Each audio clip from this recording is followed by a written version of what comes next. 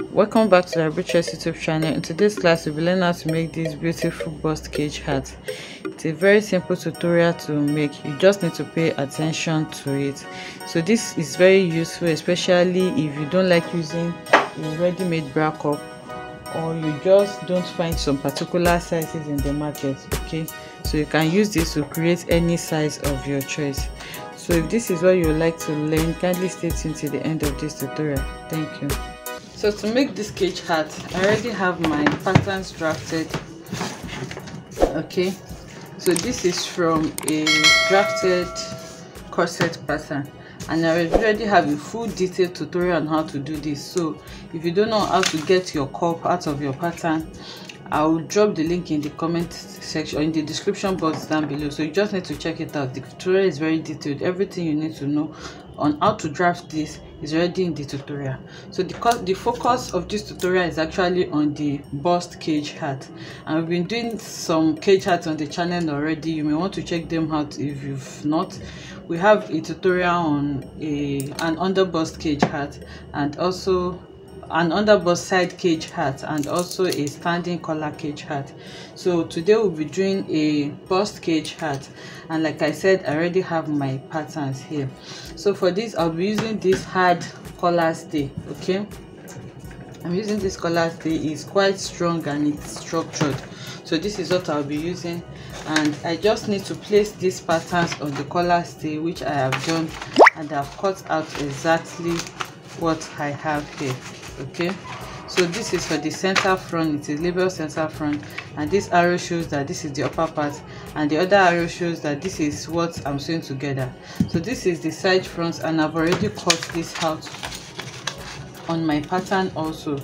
So now the next thing I'm going to do now is to take this to the sewing machine and then sew them together. But if you notice, this is a collar stay, so it's like an interface, which normally interfaces used to have like this shiny part that used to have gum and the other part. So it is this shiny part that we normally iron to our fabric so that they can fuse together. So this shiny part now is going to be the right side of this collar stay, while this other side that doesn't have gum is going to be our wrong side. Okay, so you should need to take note of that when you're sewing, which means if I want to sew this now, okay, this being the gum part, I'm just going to make sure that I place them right side facing right side like this, so that by the time I finish sewing it, my gummed part, my part with gum will be the one that is on the right side of my fabric. So now I'll take this to the sewing machine now and then sew them together with 1/2 inch. Okay, so I'm on the machine now, and I'm going to be joining them together by 1/2 inch. Okay,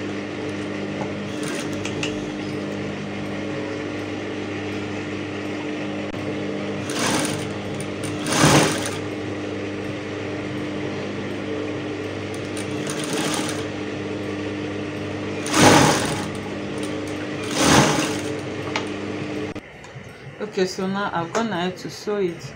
I'm just going to trim out my thread. So this is what we have now, and like I said, the collar stay is quite strong on its own, but we are going to be adding this regular boning to it so that we can further create like a cage structure on it. Okay, so once we add this now, it will make it more pronounced, and this method is very good. With this method, you don't need to buy a ready-made bra cup to pad your corset. And also for those that used to have size bra cup size issue, so if your cup is either too big or too small and you feel it's difficult for you to get it in the market, this can cater for all cup size. So if you just know how to do this, then it's better for you. You'll be able to create any size of your choice. So now after doing this, now I'm just going to trim off this excess allowance that I have here. Then I'm going to try to create channels where my bone casing will be passing through. So now I have this.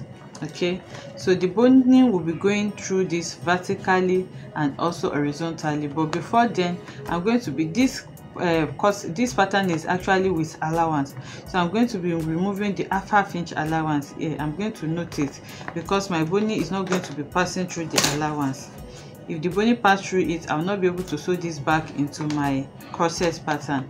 So I'll just remove the allowance now. I'll note it so that it will guide me when I'm doing this. So I've gone ahead to note my half-inch allowance round, so I know my boning is not getting up to here. So now to create the channels for my boning, this first part here, I'm just going to try to get the midpoint. So you can measure this and locate your midpoint, but I'm just going to try to locate the midpoint by just holding them together like this, excluding the allowance. You can see that I'm not including the allowance, and then I'm just going to note this.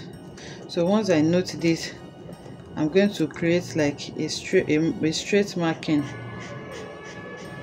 downwards like this for my first boning. So for the second one, I'm also going to do the same thing. I'll fold it together and then note the center. Once I have that, also I'll create like a channel.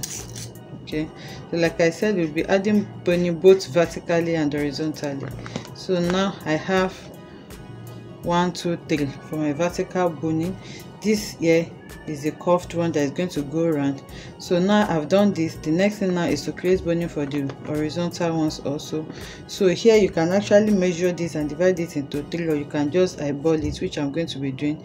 So I'll have one here, and then I'll have another one around here. So the one here, I'm just going to connect it to this side. Okay, so you can do a proper measurement, but I'm just eyeballing this. So I'm going to be connecting it from here like this all the way to this place, and then for the second one also, I'm going to be connecting from here. I hope you can see this very well. So I'm going to be connecting also from here horizontally to this point. So now we have our boning coming 1, 2, 3.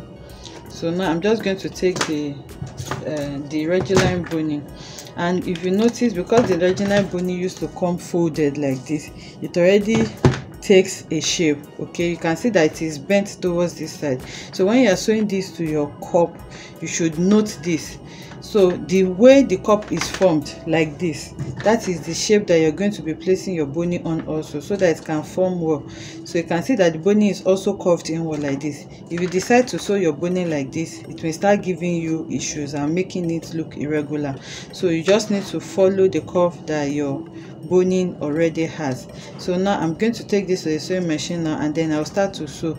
So once you're sewing your boning, you start from here, excluding the seam allowance, and then you sew it all the way down like this. So I'm going to sew for the vertical ones and then the horizontal ones, then I'll bring it back to show us, because I don't want the video to be too long. So now I'm placing my boning on it, and then I'll be sewing it on both sides.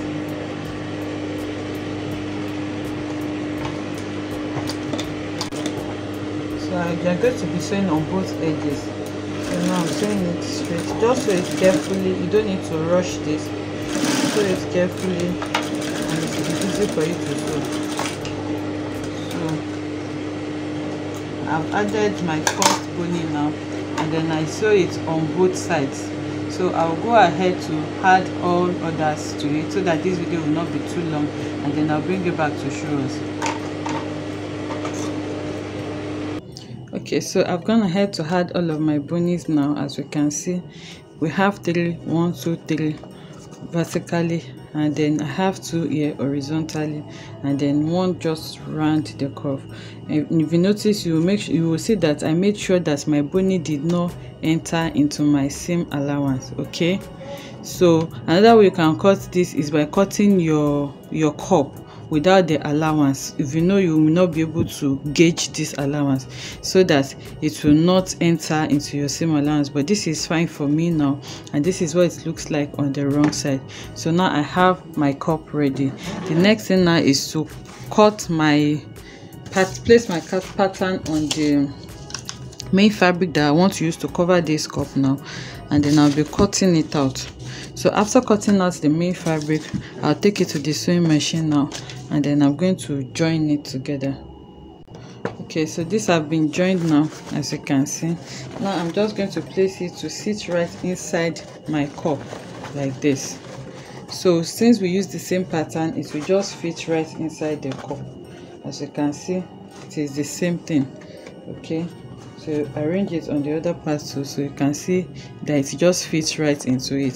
So like I was saying, remember when we were drafting this, we made sure that this shiny part was our main fabric, which is the one outside. So after placing this, now you can just use your steam iron to just iron on it. It will automatically gum to your fabric because of the gum that is on our interfacing. So it's going to help it to gum to it. Or if you know you cannot iron it, but if you're ironing this, you have to iron it with a tailor's arm so that you do not lose the cup, the form, your cup shape that you already have. So if you cannot iron it, you can just use your pins to hold this together now. Okay, so it has been held together with a pin now. As you can see, we have exactly the same thing. So after that, now you just take it to the sewing machine now and then use your machine to sew it round. So that was why we said your boning should not enter into your seam allowance. Okay, so you just use your stitches to sew it round, then you insert it inside your pattern that you want to place your cup. Okay, so now I've gone ahead to sew this round now, and then you can remove your pins. So now it has stayed in place for you. But if you know you can iron it, you don't have to go through all this stress. So you can see what we have now. Our cup is ready and it is really neat. I hope you enjoyed this tutorial. If you enjoyed the tutorial, let us know in the comment section. Like, comment and subscribe to our channel. And a tip for you when you're sewing this, it's not difficult to add your boning to it, but because this is a curved space, you just need to sew it slowly. Once you don't rush it, everything will just fall in line for you. So I'll see you in the next one. Bye.